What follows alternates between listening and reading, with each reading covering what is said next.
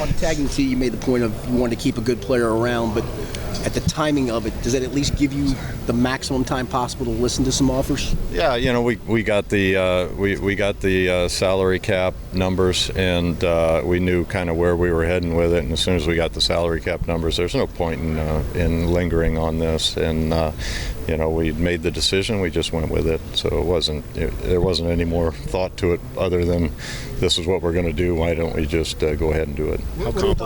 How complicated is the process of actually pulling off a tag and trade? It's rare. You don't see it very often. Is it a complicated process? Well, I don't know. I've never done one. Yeah. So, again, we tagged him with the intent of him playing for us. Right. He's a good player. We want good players. He fits us perfectly. So we tagged him for that reason. I'm not the hypotheticals of what could happen. It's hard for me to comment on. Is it that simple? When you do make the decision to apply the tag, do you want him on the roster in 24 or not? Is it that black and white? You don't go into it saying, "Oh, well, we could do this." On the roster, yeah, we want him on the roster. What are the challenges of paying two wide receivers at a high-end salary? We know Jamar is going to be eligible soon. T's already. What are the challenges like in terms of cap construction and what that looks like? It's challenging. You can only have so many super high-priced guys on your team, and so yes, it's a challenge. We try to work within the rules that are there for us. We didn't. The CBA is the CBA. It was negotiated. Our job is to work within it to try to have the best team possible year over year, and our thoughts are that this is a way to have the best team possible next year, and then we'll work through the challenges that come with that as we go. There's a lot of discussion that wide receiver, that as more receivers come into the league, that maybe there's an offset cost for younger players like we see in the running back market. Do you ever see that potentially being the case for receivers? There are a lot of receivers in the draft every year. The college game just lends itself to a lot of guys, and there's a lot of different style guys, and so there will always be guys coming in. You got to make the right choices when you do it. It is a position that we feel pretty strongly that we can identify with our situation and our quarterback, but when you have a bird in the hand, you like to continue with them if you think that they're going to continue to produce for you. Duke, in terms of winning in the division, what is your vision moving forward, the pieces that you need to build around? We want to win more.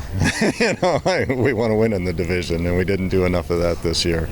I think we finally eked one out at the end of the season, and that's what kept us out of an opportunity to compete for everything. And so it's a tough division. I haven't kept that quiet. Everybody knows it's a tough division. We're part of what makes that tough, and we have to do a better job of getting those games won at the end than we did.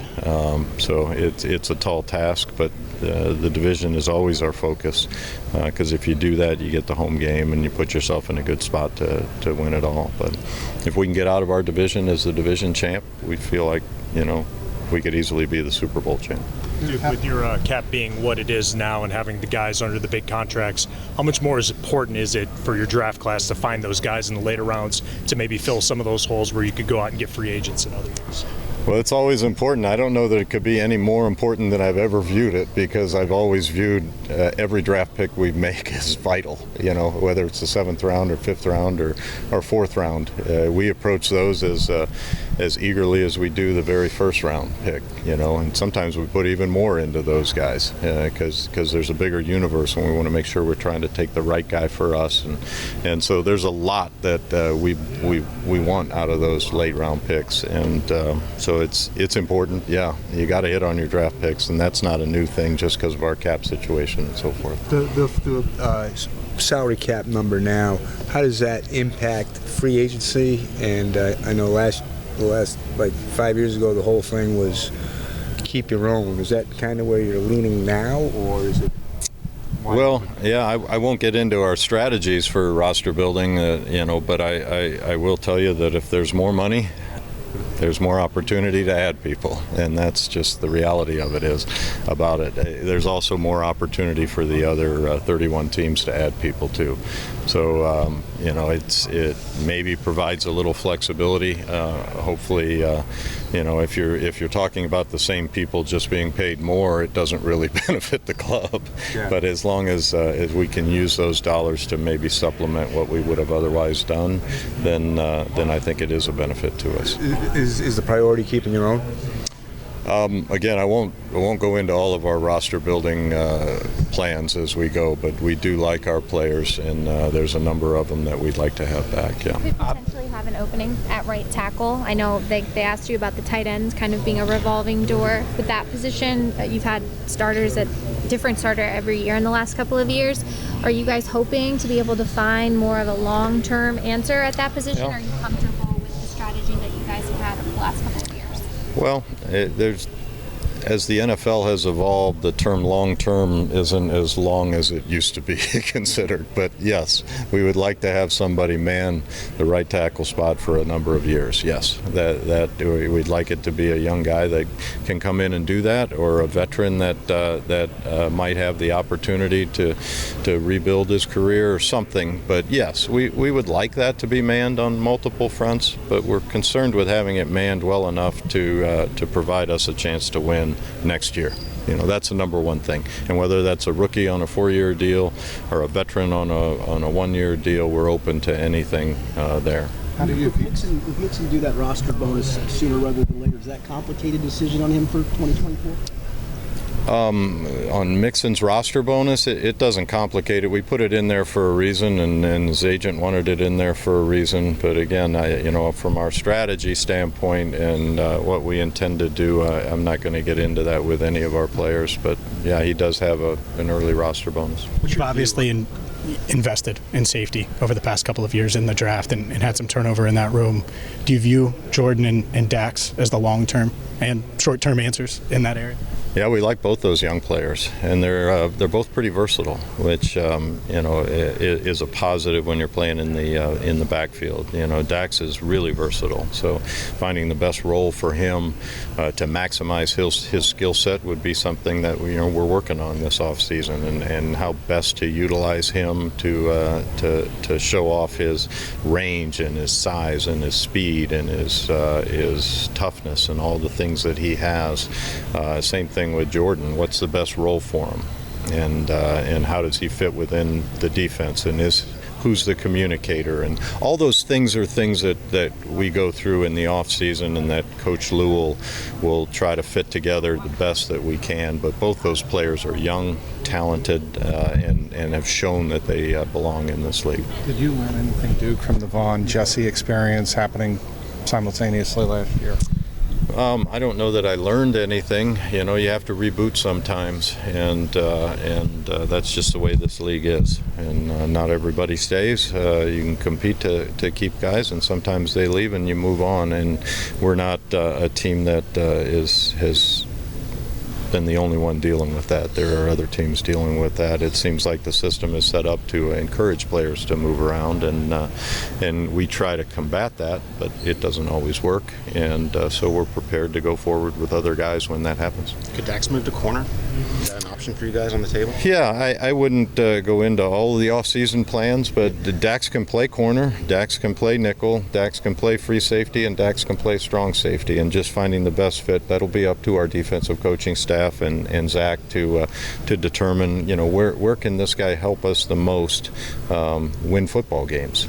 He can do an awful lot, and we're happy to have him for sure. Is Cordell Wilson good enough for you guys moving forward as the starting left guard? Yeah, Cordell's a young player still.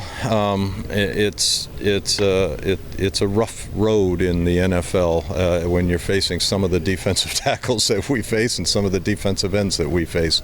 And there are no interior players that never get beat. But we like Cordell's attitude, his toughness, his size. We think he's a good run blocker. We think he still has a lot of upside, and I know it's super important to him. So we feel very comfortable and good about Cordell going forward. I don't think any of us, and we've seen a lot of good out of Cordell, and I don't think any of us has seen the best yet. And so, we're looking forward to seeing him continue to progress. When you start to sketch out what Jamar's potential contract extension might look like, how hard is that, knowing that there hasn't been a ton of movement league-wide in that market, especially for players of his caliber?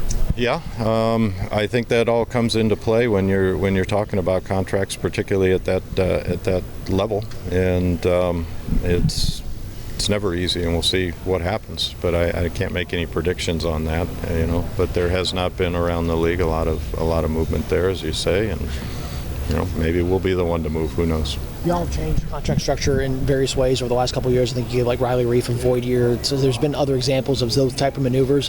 Why has that maybe been the case over the last couple of years? I don't know. Sometimes it's out of necessity. Sometimes it's out of filling an immediate need.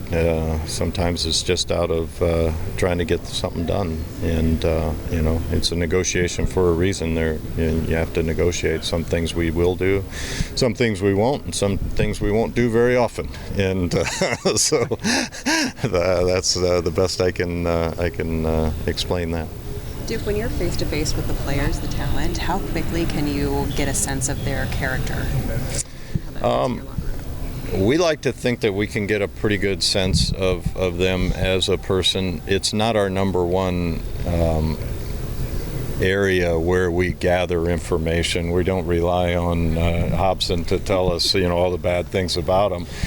We're going to talk to the people that work with Hobson to find out all the bad things about them. And so, a lot of the research on these guys has been done, and so we're confirming some of the things that we think, and maybe in some cases we're trying to see an honesty level out of a guy, or we're trying to see how he relates, to others, from a conversational standpoint, and how he views football, and maybe how he views his role on a football team. And whether that's positionally or in the locker room, see if it marries up with what we think. Because if he sees himself vastly different than we see him, then there might be a problem. And so we're trying to find out exactly, what his motivations are and so forth. But a lot of the work in knowing these guys has been done during the college scouting season.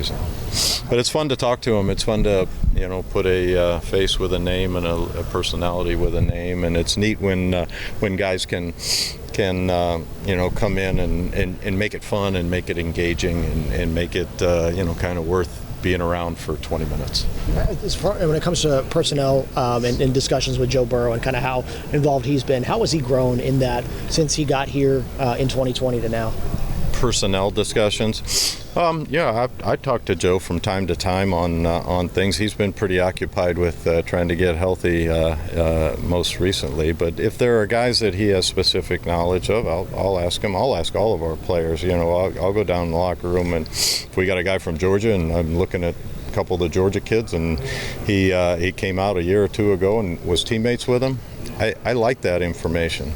That guy's got as much reason to tell me that, oh no, we don't want him, as he does, heck yeah, let's go get him, because it's his team as well. And so to people that are invested in the Cincinnati Bengals, that are on our football team, I believe will tell me, at least what their thoughts were on the guy, as a teammate, as somebody in the locker room, as somebody on the practice field, as somebody in the off-season program. You can get a lot of good information that way if you ask the right questions, talk to the right people. Do you do that in free agency? On occasion, yeah. I've got a lot of contacts around the league, but if we have guys that have played with certain guys, there's no reason not to. It's not driving our decision. Sure. But there's no reason not to. A lot of faster, smaller wide receivers in last year's draft that came in and had pretty big impacts. Tank Dells, those types of guys. Does it change your bottom line of weights? Do you open that up more to make more willing to take a smaller guy than you maybe were in the past? I don't know that we ever had like a definite we won't take ever, really, since I've been here. But the bigger the better, the faster the better, the stronger the better. That's always going to be the overarching thing.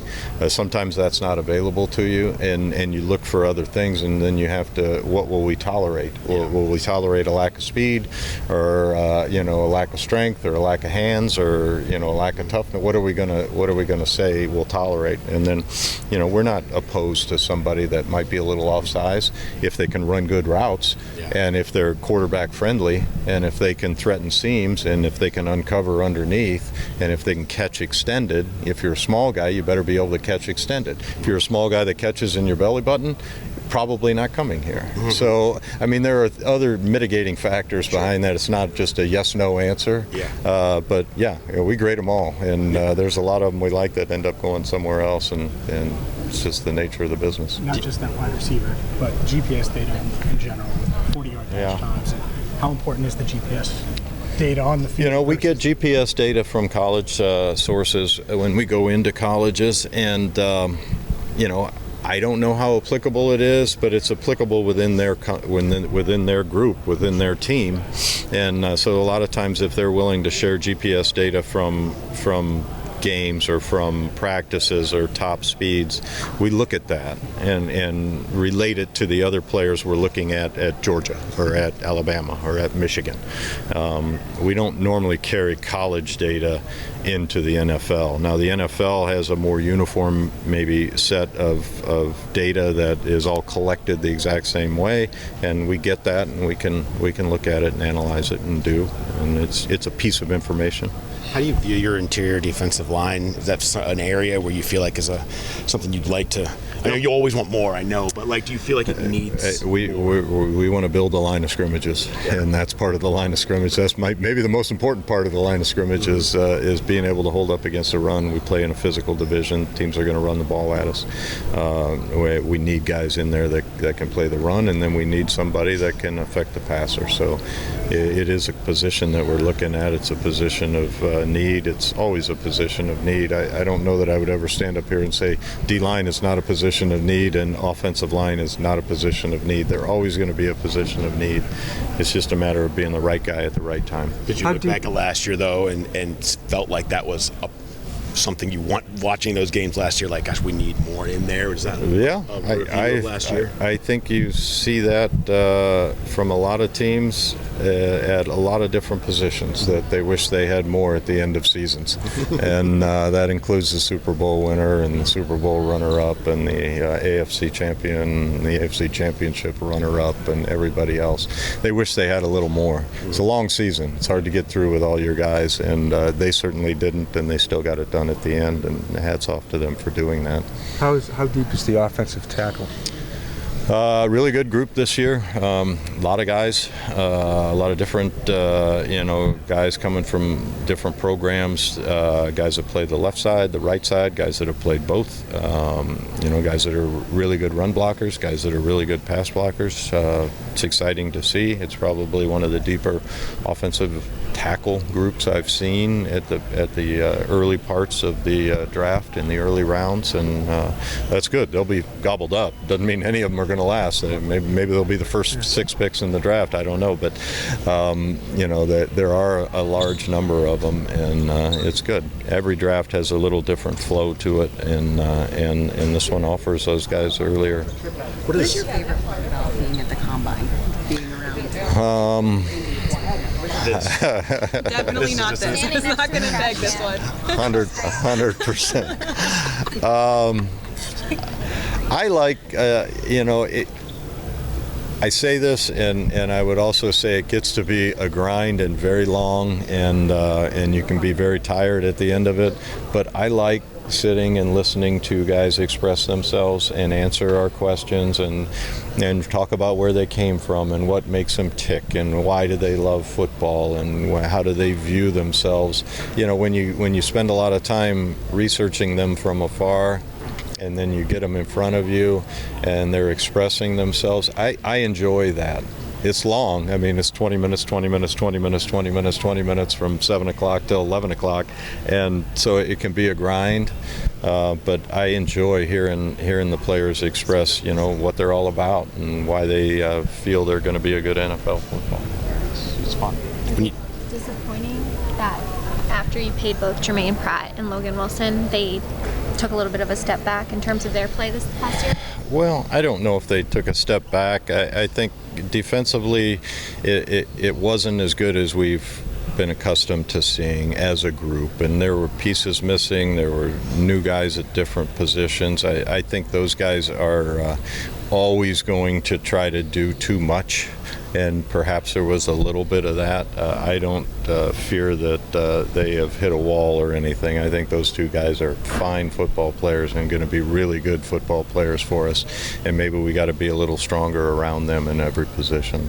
But I wasn't overly disappointed with those two guys. When you talk about all the tackles, particularly if you have a guy that maybe has a small sample size as a starter, right? Is that an issue, or is it, look, if I've seen the guy do it for 4 games, he proved he can do it for 4 games, he should be able to? There's guys that have done it for 4 years and guys that have done it for 1, and yeah, I mean, you want time on task is important. If they haven't been playing, you want to know why. And if you're satisfied with the why you haven't been playing, maybe there was a great player in front of you that is now starring in the NFL, and now you get your turn. Fine, I accept that why. Maybe I was hurt and couldn't play. But if I'm playing behind guys that are 7th-round picks and finally play 1 year, I'm worried about that why. So I want to know the why. But time on task is important. You like that. You like versatility in guys. And if they're not playing, the why is always important. What do you think about DJ Turner's rookie year? Impressed with DJ. I think late in the season, maybe his confidence fell off a little bit, but really showed great coverage skills. I mean, he started really fast, and he is a guy that could really bubble up and take the next step. Excited about him because he's so athletic. He's tough. He'll play against the run. He's got some versatility to him. You maybe see him in at nickel some. I don't know. We'll see what Lou does with him. From a skill set standpoint, a feet coverage, speed, attitude standpoint, love what he's all about. Looking forward to him, continuing to grow with us. How do you need depth behind those 2 guys? We always need depth. It's a position you never get through with just 2 guys on the outside, and you need guys on the practice squad to fill in. That's just the nature of that position over 17 weeks. But we're always looking for depth, and we'll see how it shakes out, without giving our hand away of what our plans are. I don't know, even if I did that the plans would work out the way that they should. So I don't know. We'll see.